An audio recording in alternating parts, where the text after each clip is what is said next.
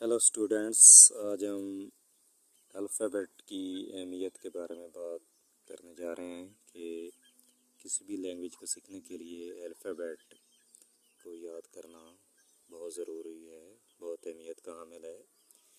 इसके बगैर ना लिखा जा सकता है ना पढ़ा जा सकता है, और ग्रामर के असूलों को जानने के लिए भी बहुत ज़रूरी है।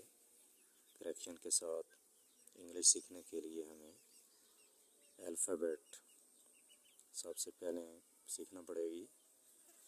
अल्फ़ाबेट को बुनियादी हैसियत हासिल है, इसलिए हमने इसको एक ट्री के बेस में रखा है, आगाज़ में रखा है अल्फ़ाबेट को, क्योंकि अल्फ़ाबेट 26 लेटर्स पर मुश्तमिल है। तो अब हम देखते हैं कि ये लेटर्स जो हैं 26 लेटर्स, इनको हम क्लासीफाई कैसे कर सकते हैं।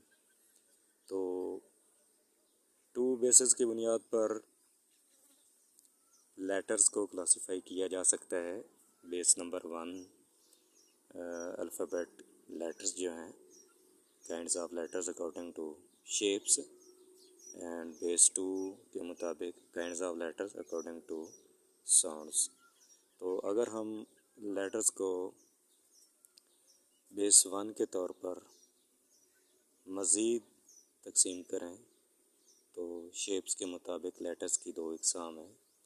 एक कैपिटल लेटर्स होते हैं जो कि बड़ी ABC Z तक, और दूसरे स्मॉल लेटर्स होते हैं जो कि छोटी ABC Z तक। इन दोनों की अपनी अहमियत है कि जब हम राइट करते हैं सेंटेंसेस को, वर्ड्स को, तो कहीं ज़्यादा तौर पर स्मॉल लेटर्स का इस्तेमाल करते हैं और कहीं कहीं पर हमें कैपिटल लेटर्स का इस्तेमाल करना पड़ता है ग्रामर की रूह से, वरना सेंटेंसेस गलत हो जाएंगे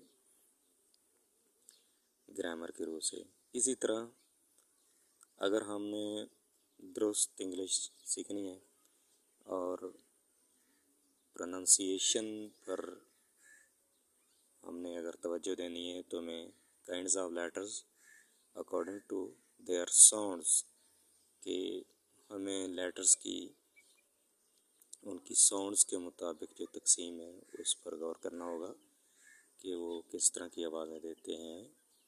तो साउंड्स के मुताबिक बुनियादी तौर पर लेटर्स को 2 तरह से तकसीम किया गया है।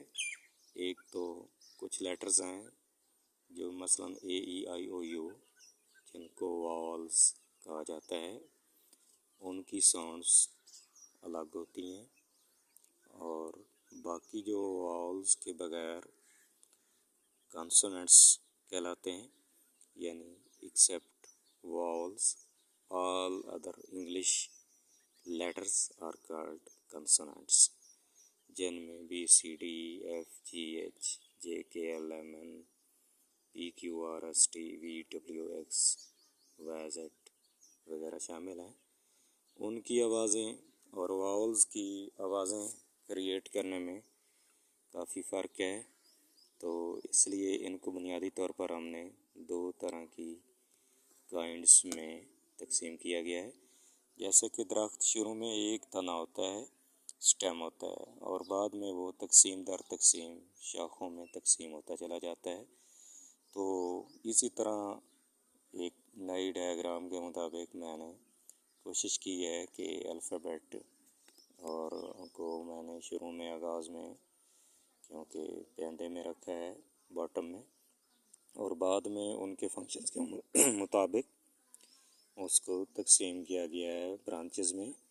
और अब इसको आसानी की से हम मज़ीद अगली वीडियोज़ में मज़ीद मालूमात के साथ हाज़िर होंगे। इसके साथ ही खुदा हाफ़िज़।